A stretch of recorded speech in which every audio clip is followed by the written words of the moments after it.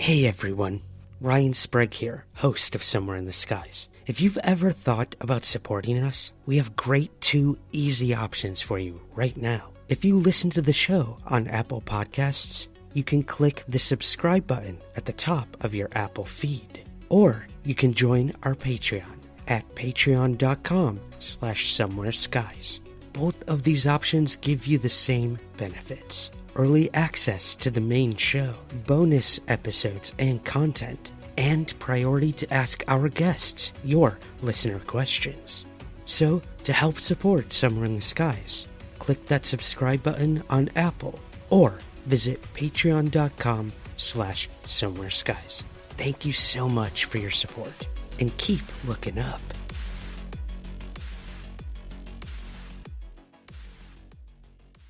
Today on Somewhere in the Skies Halloween edition, we're talking to the OG of paranormal podcasting, Jim Harold. I definitely believe something is going on.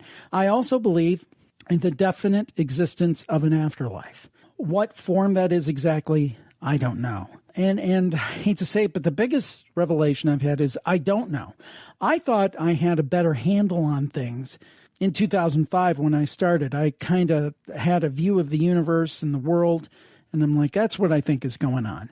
But now I've been challenged by so many different guests, listeners with their experiences, that I know something's there, I know something's going on, but it beats me what it is, Ryan.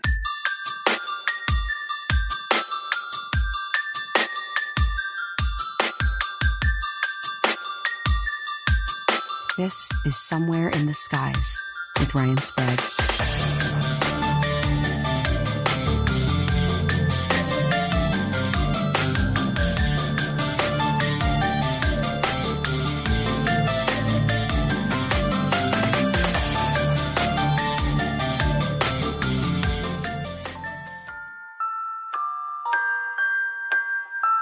Welcome to Somewhere in the Skies Halloween edition. I'm your host, Ryan Sprague.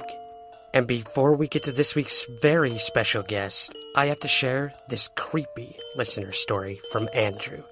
Listener beware, you're in for a scare. My name is Andrew, and I live in a house in the Highland Park neighborhood of Los Angeles. We are the third occupants in the house since it was built in 1905. Not too long after moving in, we were doing some work in the garage, and a friend noticed an old frame print of the Last Supper hanging above the closet door. She's obsessed with religious iconography and ended up taking the print and to hang at her apartment. A little about where she lived. Her apartment was a studio on the second floor of an old building on Figueroa here in Highland Park. It was a super creepy place, complete with a steep stairway, creaky old floors, and the bathroom had an opening in the wall that I assumed was an old trash chute. There was no door or closure of any kind on this dark, breezy shaft. I'd always joke telling her it was a portal to hell and a golem creature was going to climb out one night and get her. A few months later, after hanging the Last Supper print, she went out of town and I stayed there thinking it would be the perfect setting to focus on the script I was working on at the time. I soon found out that wasn't the case. It sounded like her upstairs neighbors were rearranging the apartment most of the night, and they had a toddler who ran across the floor constantly. Finally, the neighbors settled down about 10. And after getting some work done, I settled down myself to get some sleep. I think this was about 2 o'clock in the morning. Around dawn, I was awakened from sleep by the bed slightly shaking, followed by what I can only describe as a deep, guttural, demonic voice coming from the wall behind my head. That kind of crazy sounding noise, I just never had heard anything like it. The wall behind me is an exterior wall of the building. I had never heard anything like it before. It totally freaked me out. After gathering my senses, I quickly packed my things up and vacated back to my house. A few days later, my friend returned. She stopped by my house to pick up her keys. I told her the experience I had while she was gone. As tears welled up in her eyes, she told me she'd heard the same voice and that she had heard strange and scary things happening. This was happening to her on a regular basis. Often she would hear the sound of her shower curtain opening, like the shower curtain rings clinking across the bar as they were being pulled back and forth. She would hear these footsteps in the same area, again, back and forth. She would run and go and see if there was anything there and would find nothing. We decided these things started happening after she brought the Last Supper print to her apartment. She went home, got the print, brought it back to my house, put it back in the garage where where it was originally hanging, and where it still hangs today. We all came to the conclusion that maybe the print was a cursed object and it needed to be just left alone. After that, it was all quiet with the exception of the noisy upstairs neighbors. My friend moved out later that year. Several years later, I was walking by the apartment and noticed it had been remodeled, but the odd thing was that all of the windows in her former unit were boarded up. Seeing that instantly gave me chills. All this leads me to believe that the issue wasn't the print itself, and that maybe something in the building or in that portal to hell looking shaft in the bathroom was just not okay with the Last Supper print hanging on the wall. So like most creepy stories, we'll never know what caused all those strange things to happen, but I do know that Last Supper print will not be moved from its spot as long as I live in this house. Yeah, so I will never look at that Last Supper print over my parents' dining room the same ever again. Thanks, Andrew. Also, it really wouldn't surprise me if the portal to hell actually was in Los Angeles, in a bathroom. Just saying. Thanks again to Andrew for sharing this creepy story with us. He's got some other stories to tell, so stay tuned for that in the very near future. And now, on to this week's guest. For everyone listening, there was a time when you first tripped upon your very first podcast. And if you're like me, you were hooked. You'd not only listen every episode, but you waited ever so impatiently for more. And that has been the case for me with one show for the past 13 years. Since 2005, he has produced almost 600 episodes of the Paranormal Podcast. And I've heard every single one of them. So today, we're going to be talking to the creator and host, Jim Harold. Jim Harold has had a lifelong love affair with the strange, the supernatural, and the unexplained. The Paranormal Podcast and Jim Harold's Campfire are frequently among the top podcasts in their categories on iTunes, often outranking programs from mainstream media publishers. He's also authored 5 books containing countless stories of the strange that he's chronicled throughout his many years of interviews and listener submissions. He has since spawned various other podcasts, including true crime, UFOs, conspiracies, cryptids, and ancient mysteries. His favorite pastime is terrifying his listeners with creepy campfire stories. So, pull up a log, get warm, and get spooked with our very special guest, Jim Harold. Thank you so much for joining me this Halloween season, Jim. I'm glad to be back. Thank you so much for the invite. I always enjoy talking spooky stuff with you, the UFO expert, and do something maybe a little bit different this time of year.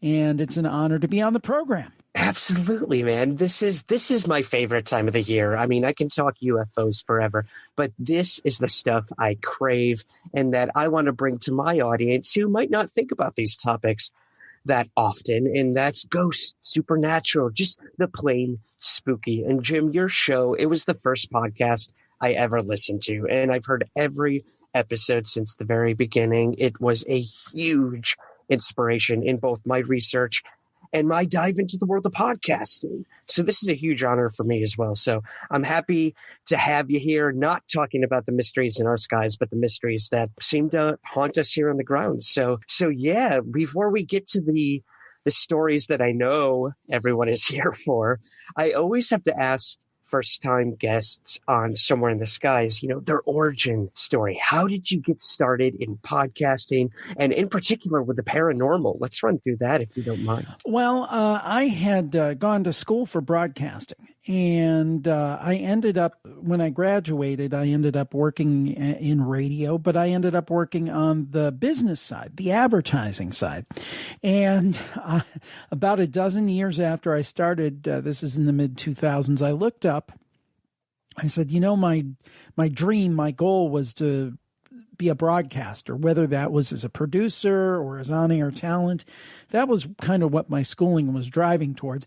Ended up, again, working behind the scenes in advertising, and it was interesting, and I got to do a lot of cool things and write copy and things. I was like, I'm never going to get to do what I really wanted to do, because at that point I was in my mid-30s. I had a wife and 2 kids and a mortgage and responsibilities. I couldn't very well just quit my job and say, oh, I'm going to go follow my dream. It just wasn't practical.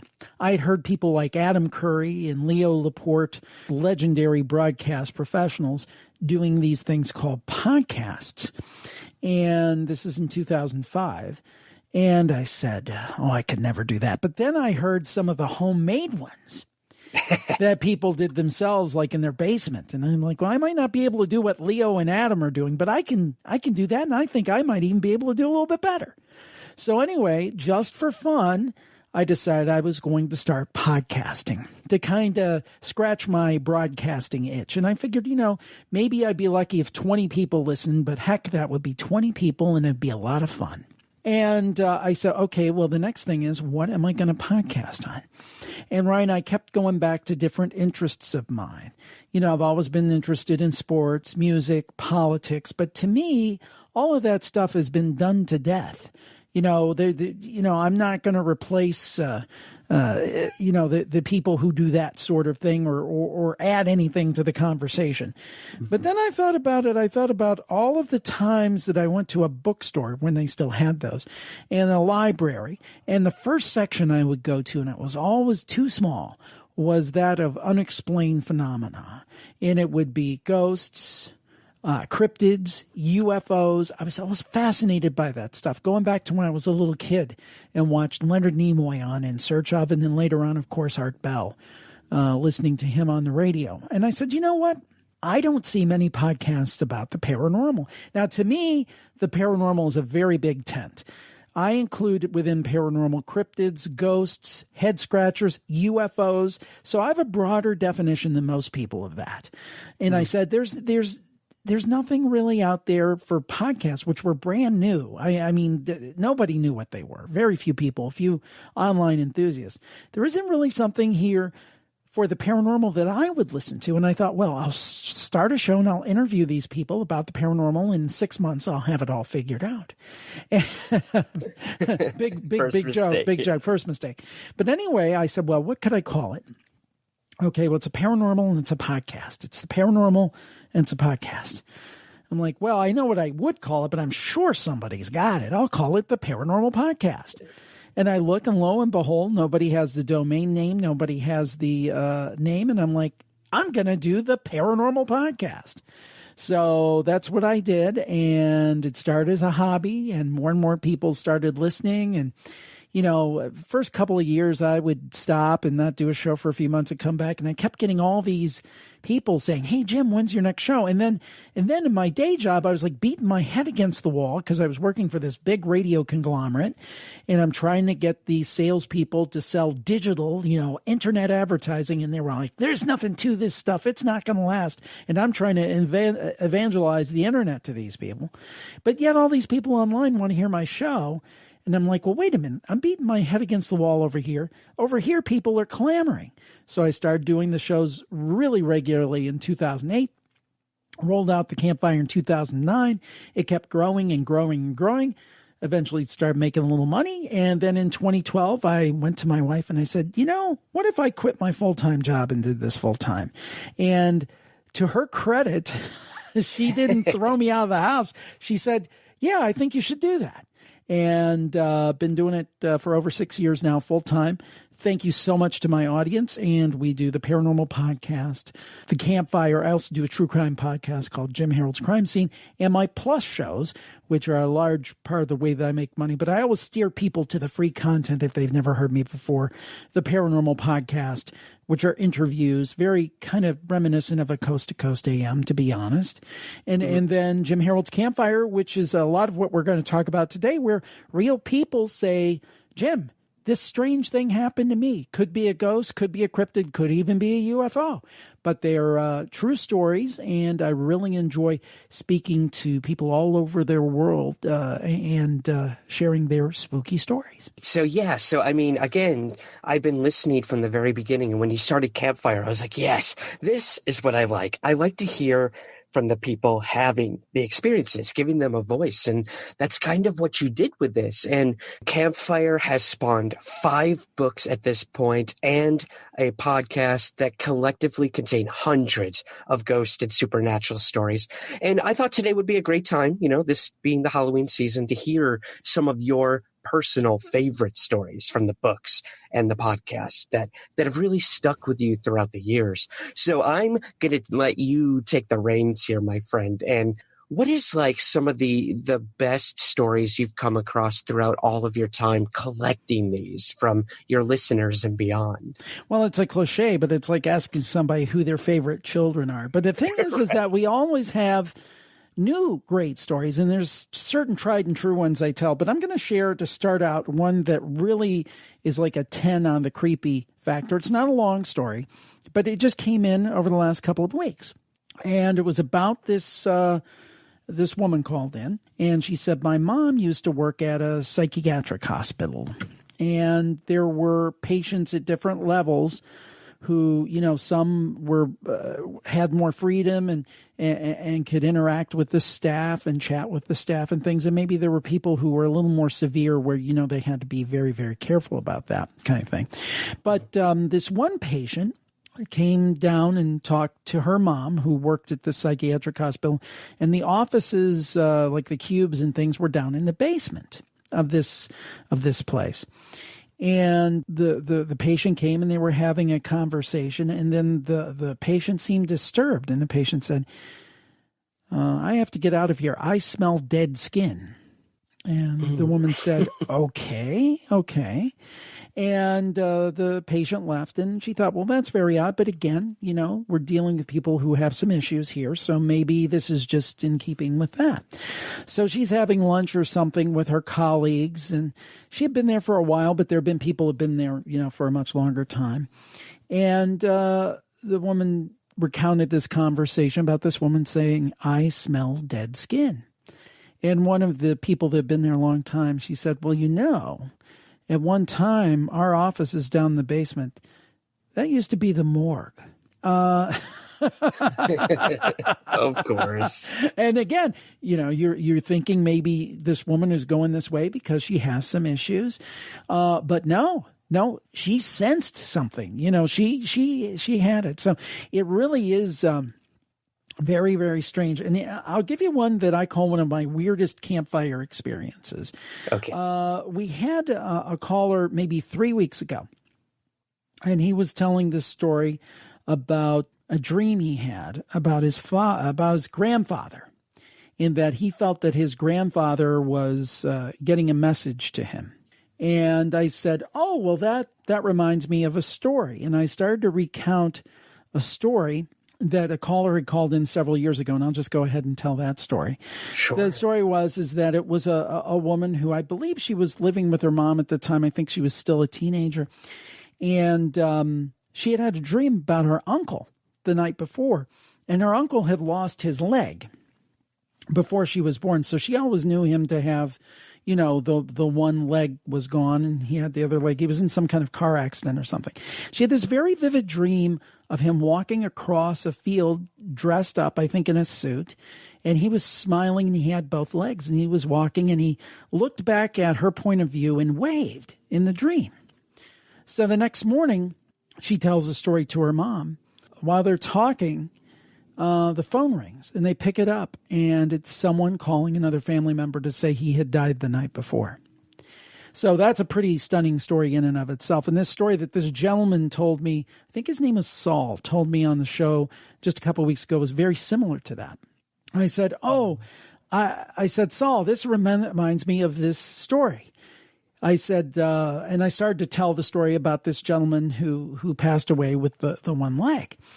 And I said, Saul, let's say that the guy's name was Fred. And he said, my grandfather's name was Fred. And I went back and listened, and the guy who was in this dream, his name wasn't Fred. I just thought I pulled Fred out of thin air, but maybe the grandfather somehow seeded that into the universe. So I would say the word Fred. And that was just, of all the names, like Jim and, kind of old school commonplace names, that Bob, Jim, George, I just happened to pull Fred out of the air, supposedly. And it was actually the name of his grandfather, which I did not know. So sometimes it's like, when you look at, was it Nietzsche? When you look into the abyss, it looks back. And sometimes I think that this stuff has a little fun with us. Yes, absolutely. There are no coincidences. A lot of people believe, for sure. Yeah, I think so. That's funny, Jim. It reminds me so much of when my grandfather first passed away on my mother's side. I didn't think of. I always wanted to see him. I wanted to experience him. And that kind of put me on that path to search for the paranormal, the supernatural. Like, I wanted to talk to my grandfather, and it just wasn't happening. And I became more and more skeptical as the years went on, no matter how much I tried to communicate with him. And then one night, I just happened to fall asleep. And in the background of my dream, not even at the forefront, he was just sitting there, sort of watching everything, play out in my dream, which was like a birthday party of sorts for our family. And, in the dream, I knew he was already gone, but he was just sitting there. And then he finally came up to me and said, "I'm sorry it took me so long. What do you want to talk about?" And what happens? I wake up. So you have to wonder, man. You have to wonder. Well, I think that, I think people expect a full body apparition that's going to come up to them and say hi and, dance the tango in front of, something extremely like hit you over the head. And I'm sure that kind of thing happens sometimes, but I think that it tends to be a lot more subtle. And I'll give you something that happened to me last year that I thought was an example of that, an experience I had. I was on a paranormal cruise with our mutual friends, Micah Hanks and Rosemary Ellen Guiley. And we had cruisers, attendees there. It was the Mysteries Cruise. And we were doing a kind of conference at sea day where they would listen to us give presentations about different topics. And it was just as it says, like a conference at sea that day. The other day, we did a lot of the stuff you do on a cruise, but that day was dedicated to these presentations. So anyway, I had been battling a cold and a sore throat for the whole cruise, which was one of the sad things because it was such a good time. And Rosemary and Micah, as you know, were great people, so knowledgeable and just generally such great fun people. But anyway, I've been battling a little bit of cold and I had a sore throat. So in between presentations, I thought, I'll sneak out and I'll get a cup of coffee, something to warm up the old pipes. And to do that, you had to walk through the casino because, the cruise lines are very smart about that. They put those casinos where you've got to walk through them to get to anything. So you'll maybe leave some of your money while you're there. So anyway, I'm getting ready to step out of the conference room, getting ready to walk across the casino floor. And I see one of the cruisers playing a crane game where it has the claw and it comes down and it grabs money. Mm-hmm. And the funny thing about that is that when I see one of those machines, I think of my uncle. My uncle was like my second dad, and he grew up and he lived with us, which was kind of unconventional, but he lived with our family. And so he was like, again, it was like my two dads. So anyhow, he passed in 2013, and I had such an overpowering feeling when I saw that crane machine.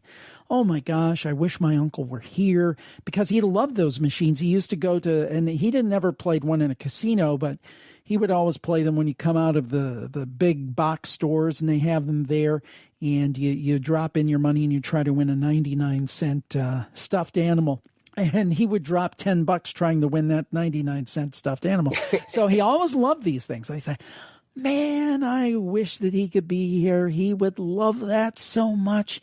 That would be so great. Wouldn't it be great if he were here and he could play that? I really wish he were here. It was it wasn't just a slight. I just had an intense feeling of that.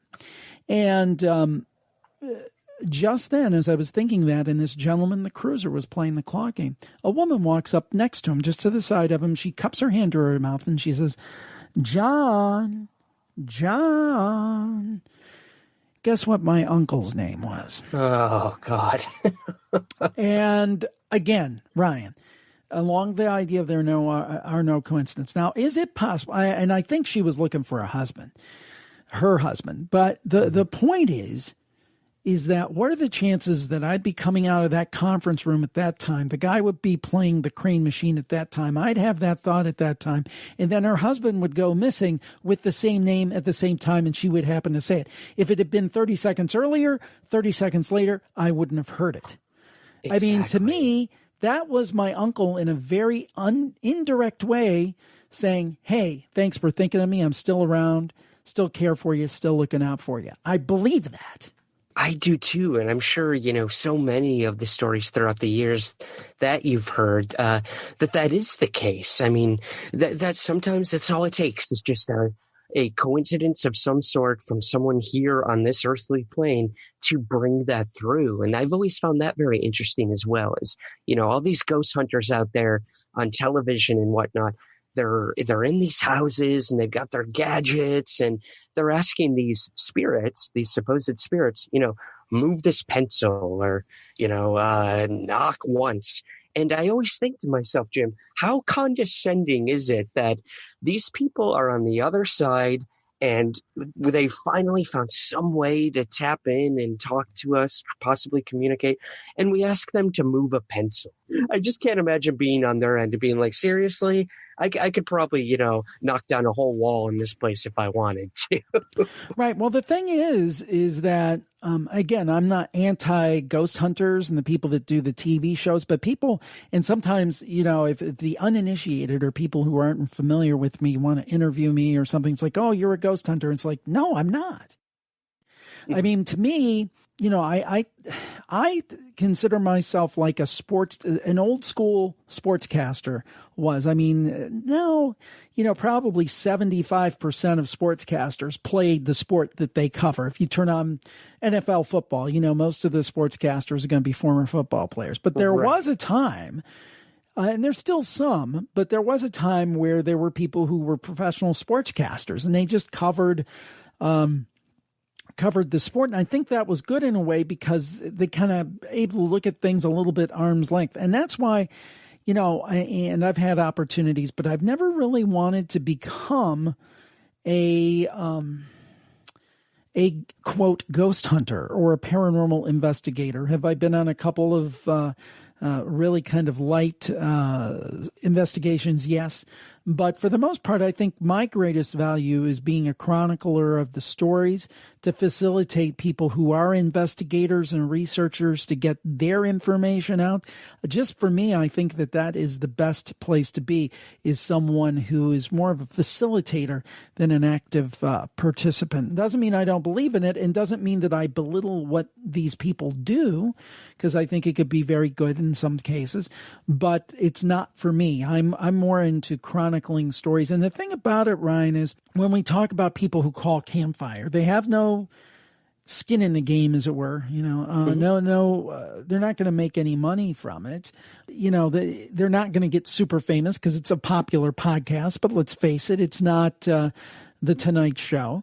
So, or even, something that's so popular like Coast to Coast AM. I mean, they're not going to be renowned for it.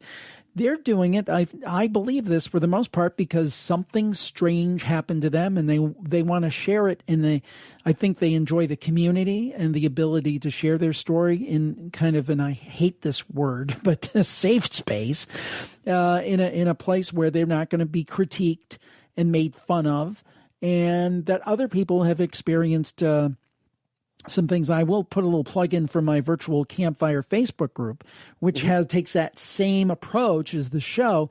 You can find that at virtualcampfiregroup.com.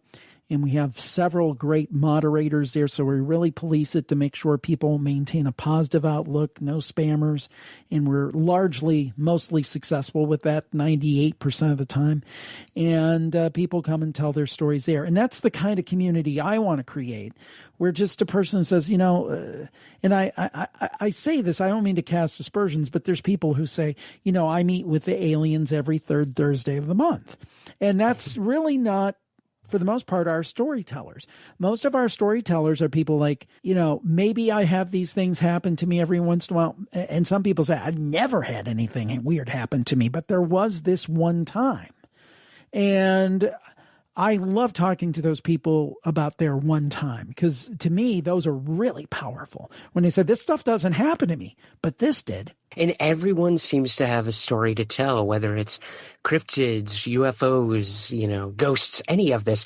Everyone sort of had something in their life where it happened and they thought to themselves that's not normal. That's not how life works. That's right. Conventional. And that's what I love is when I go to your community there, it's everyday people, you kind of start Facebook stalking some of these people just to make sure they're off their rocker or, looking, like you said, for their 15 minutes of even small fame.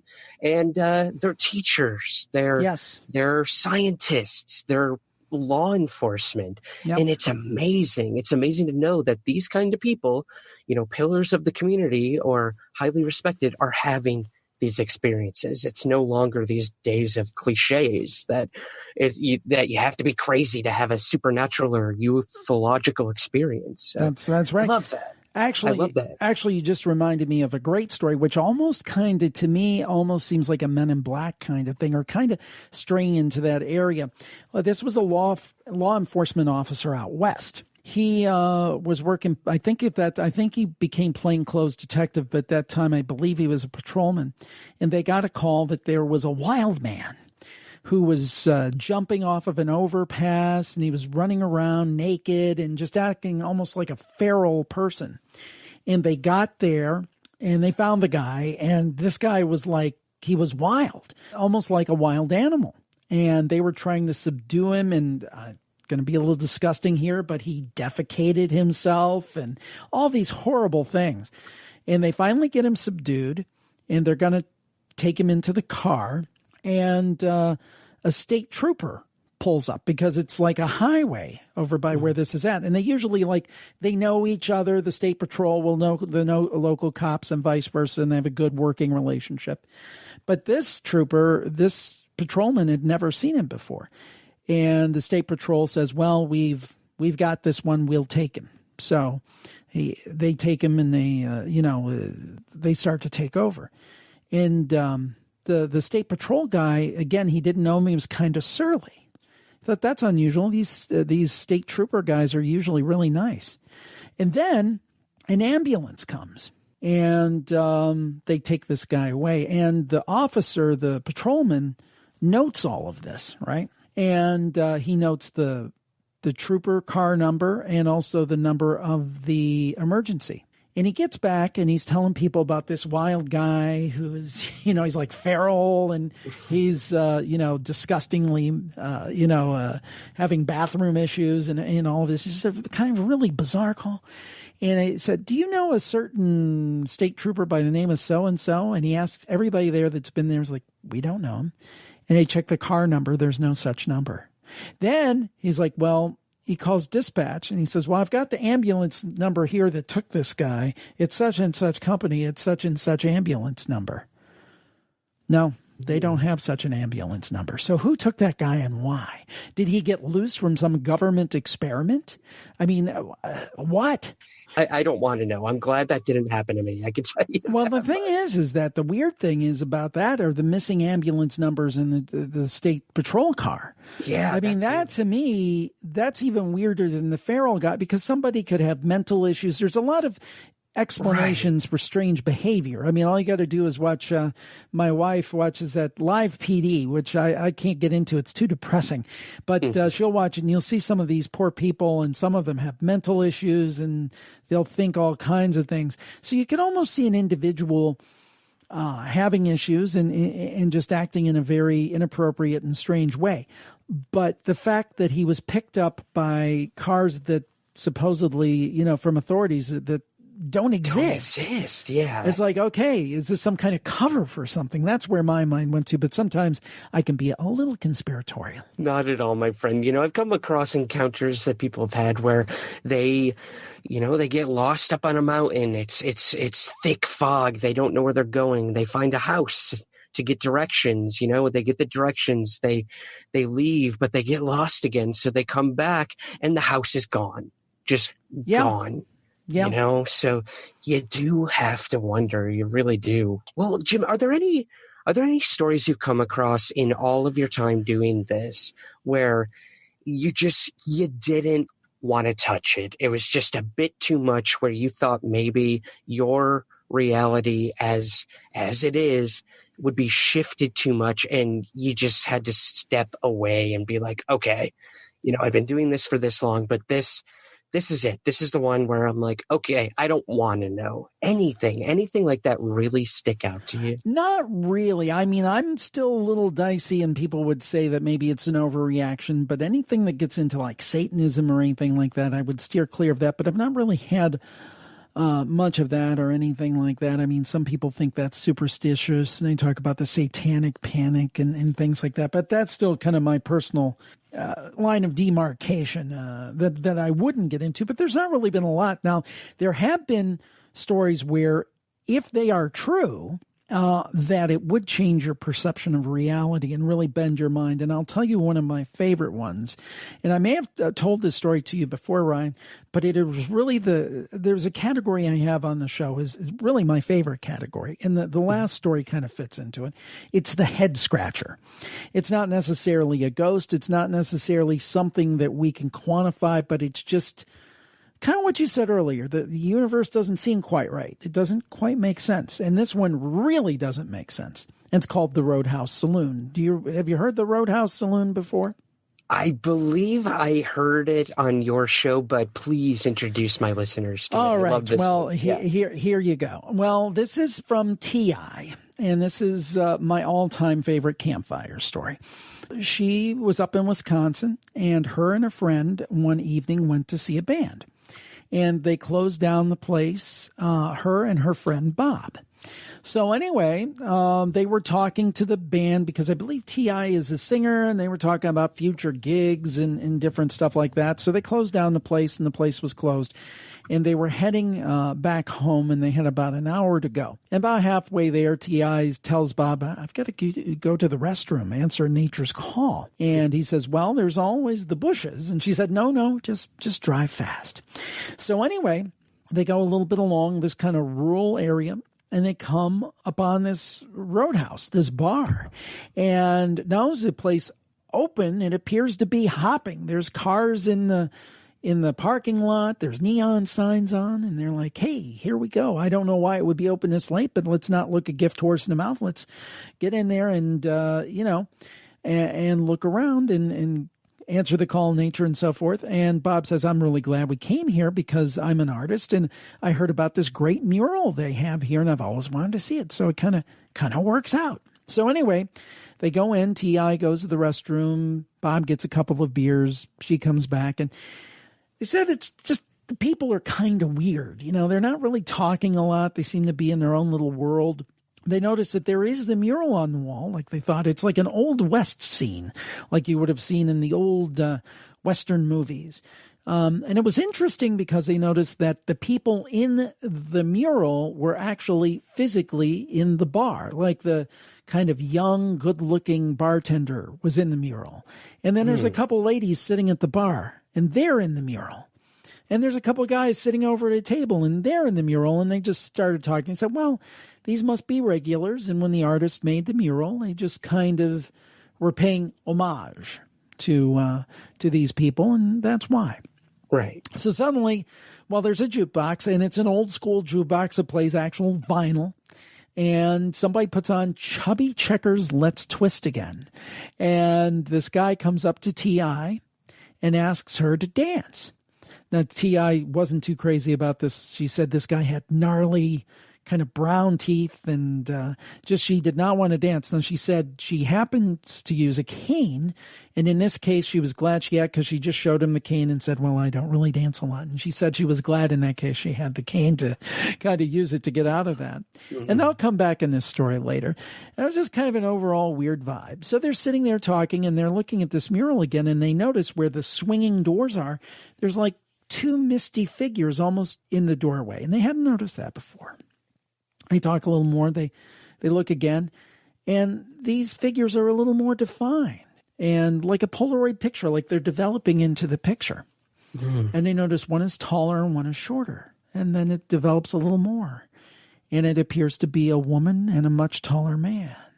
And then it develops a little more, and the woman has curly hair and boots and a cane.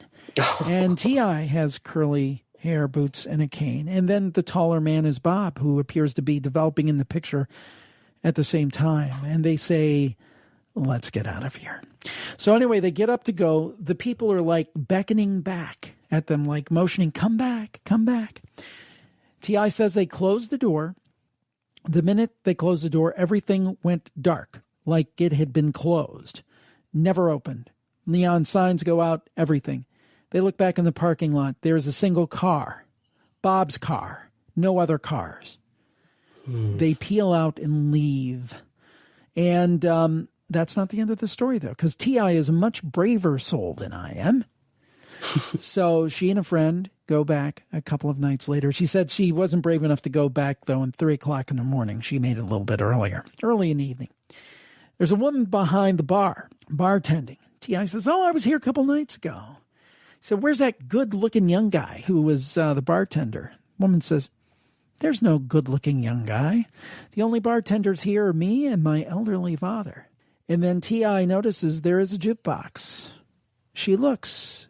No chubby checker on the jukebox. Oh, and the jukebox plays CDs, not vinyl. And that's the story of the Roadhouse Saloon. Wow. I now know why it is your favorite. Oh, God. It's like a Twilight Zone. It's like a Twilight Zone. And here is the little denouement, the little kicker. Listeners over at the virtual Campfire group have found this bar and taken a picture of their mural. It does exist. No way. Wow. So we have evidence that it exists. This, now, I again, T.I. has told me this story twice, I believe. Mm-hmm. And I find her to be very credible, very sincere. The story didn't change. It is the same story.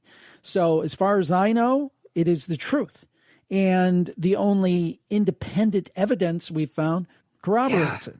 So that there is a place, there is a Roadhouse Saloon, and there is a mural. And other than that, I can't tell you. But she seemed very sincere to me. To me, it's a remarkable story.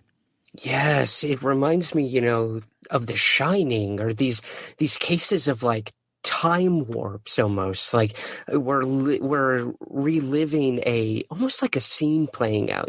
Jim, you talked a lot about the stone tape theory in the past with some of the paranormal investigators. Like it's kind of on this loop where it's just replaying, even though someone in the present can kind of walk in and be a part of it. It's just this cycle of something going on, and you have to wonder, but oof. And wow. You think about the idea of alternate realities. I'll just take a piece of popular entertainment, the book by Philip K. Dick, The Man in the High Castle, and now on Amazon, the series Man in the High Castle. The idea that there are parallel realities, and maybe, if you buy into that, maybe T.I. crossed into one of those. It's very, very possible. And, thank God that she found your show and was able to get the community involved in trying to figure that out. Yeah, and thank goodness she was able to get out. I mean, imagine if you were... And that goes back to the people who disappear. Right. Maybe some of these people disappear into an alternate reality. Now, again, I know we're going down the rabbit hole here, and I think like you, I think the universe is so strange and there's so much that we don't realize. I think a lot of what I do, and I'm sure what you do, is a thought experiment, kind of asking what if. Not saying that it is, but what if? The point is that that's a big part of what I think I try to do with all my shows, the Paranormal Podcast, Campfire, and everything, is to try to talk about possible explanations, not saying this is the right one or that's the right one, but let's open our minds, because I do believe that the reality, what is really going on, is so much stranger than what we might think it is. And I'm sure throughout, your extensive interviews throughout the years that the answer to this is both broad and probably obvious. Have your personal thoughts, Jim, perceptions of these phenomena, have they changed? Has anything really come to the forefront where you're like, okay, this is what I want to focus on, or this completely changed my beliefs religiously, sociologically, psychologically? Has anything really stuck with you where you said, wow, these past years that I've been doing this for so long, this has made it worth it?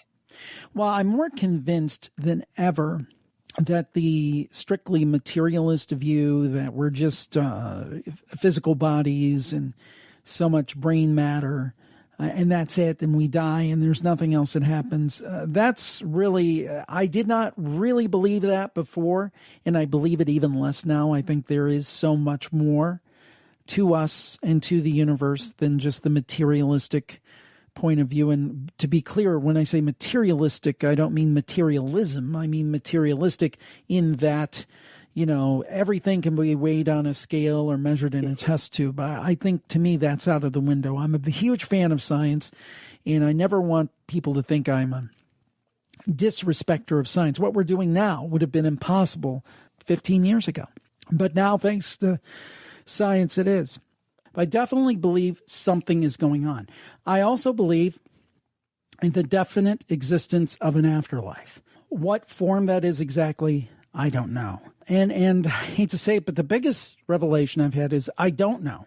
I thought I had a better handle on things in 2005 when I started. I kind of had a view of the universe and the world, and I'm like, that's what I think is going on. But now I've been challenged by so many different guests, listeners with their experiences, that there's a saying, something like the beginning of wisdom is realizing how much you don't know. I know something's there. I know something's going on, but it beats me what it is, Ryan. So I'm just going to keep on this journey and hope that I can bring a lot of people with me of asking the questions, and maybe one day we'll get the answer. I'm not convinced, but we'll keep asking those questions. And maybe one day we'll find it out. But regardless, I think it's part of the human quest to know more and to understand. So I think it's just a natural thing to want to ask those questions, even when you're not sure if you're going to get the answers. On that quest, where can we expect to find Campfire in the future? Well, Campfire keeps growing stronger and stronger. We keep picking up listeners. You can listen to Jim Harold's Campfire in the Paranormal Podcast over at jimharold.com or all the major podcast Apple Podcasts, Stitcher, Google Podcasts, Spotify, and I'm sure wherever you listen to Ryan's show on any of the apps that he's on, we're on the same apps. So certainly you could listen to the shows there. I should mention we have another show that I think is a good show, a little bit far afield, but also the most recent episodes are totally free. It's called Jim Harold's Crime Scene. Just recently got to interview last week the host of maybe the most popular true crime podcast in the country right now, Dr. Death. And that's always fascinating. We've had great guests, Pulitzer Prize winners, just remarkable guests on that show. So if you're into true crime, check that out. And then I always say, check that stuff out first. Listen to a ton of the free stuff first. There's plenty of free stuff to listen to. If you become a super fan and want to hear my specific shows on UFOs, cryptids, ghosts, that sort of thing, and the backlog of all the shows I've done going back to 2005, you can check out my Plus Club at jimharoldplus.com. But always do the free stuff first. Always with the free stuff first. I never steer people to the paid stuff first. Also, I would highly recommend, particularly this time of year, my virtual Campfire group. A lot of great people. I think we have over 18,000 members over there. It's absolutely free. The virtual Campfire group, and you can find the link to that at virtualcampfiregroup.com. So that's what we've got going on. Of course, there are the 5 Campfire books. You can find those at jimharoldbooks.com. And Ryan, that kind of that puts it all in a nutshell, and I'd like to thank you again for the opportunity. My pleasure, Jim. Thank you for joining me again. You were one of the main inspirations for me to get into this crazy world of podcasting, and I wouldn't have it any other way. So thank you for joining me on Somewhere in the Skies. Thank you, and keep your eye to the sky. That's it for this week's episode. Again, all of Jim's work can be found at jimharold.com. To help support the show and receive many rewards, visit our official Patreon campaign. To learn more and to contribute, visit patreon.com/somewhereskies. All merchandise can be found at our TeePublic store. Brand new designs are now available. Visit teepublic.com and search for the Somewhere in the Skies store. We're on Twitter at Somewhere Skies and Instagram at Somewhere Skies Pod. For news, articles, past episodes, and contact information, visit the official website, somewhereintheskies.com. Remember, keep your eyes to the skies, but never stop searching somewhere on the ground.